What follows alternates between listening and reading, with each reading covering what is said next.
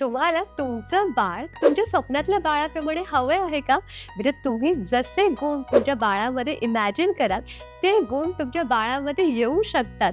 यासाठी मी तुम्हाला छोटीशी स्टोरी सांगते. आज ज्याची जन्मदिन आहे, ते म्हणजे आपले आद्य शंकराचार्य, ज्यांनी वयाच्या 16व्या वर्षी अद्वैत सिद्धांत मांडला. म्हणजे संपूर्ण विश्व हे एकच आहे, हे ज्यांनी प्रूव्ह केलं, ते आपले आद्य शंकराचार्य. ते विश्वातले त्या काळातले सगळ्यात मोठे पंडित, म्हणजे एकदम हुशार व्यक्तिमत्व होतं.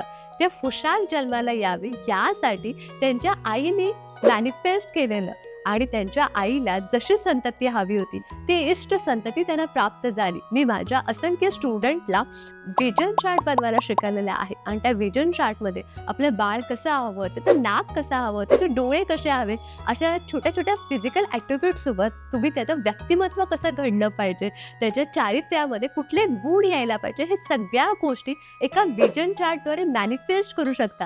ते स्वतः मी मॅनिफेस्ट केलेलं आहे आणि त्यासोबत माझ्या अनेक स्टुडंटनी सुद्धा त्याची अनुभूती घेतलेली आहे.